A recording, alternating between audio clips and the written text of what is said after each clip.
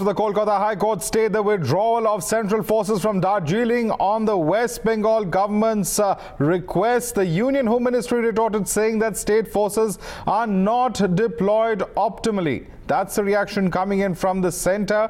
Clearly, of course, a huge response to the Mamata Banerjee government, which in fact had to approach the High Court over there. Let's go across to Nikunj Garg, who's joining us for more on the story. Nikunj, very clearly, the Home Ministry is not pleased with the way forces have been used there by the state government.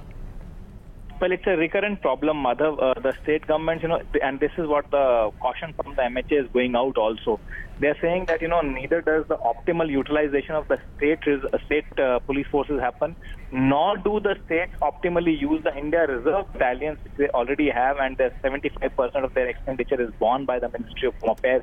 Even they are not optimally used, but the state governments have gotten into a tendency where at the drop of hat they will ask for the Central Armed Police Forces to be deployed. Now, the deployment is not a very easy task, particularly in the far-flung areas like Darjeeling, and the logistics of the deployment itself is a very tedious task: arrangement, congregation, and then deployment. And then even when the forces are put at the disposal of state government, those forces are not adequately utilized, as the Ministry of Home Affairs has noticed in multiple cases. So now they have advised the state government that they must form a specialized committee.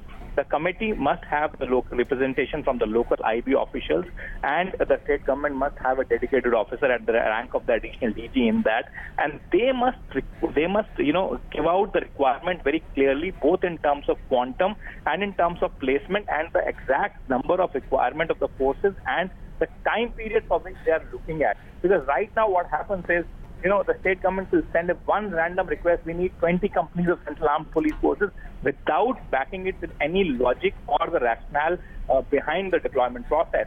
So which puts, immense burden on the Central Armed Police Forces, and at the level of the Ministry of Home Affairs, as the nodal ministry also, they come under tremendous pressure, because there are, it's not just one state government asking for central troops. Multiple demands of the multiple state governments are raised on an almost everyday basis.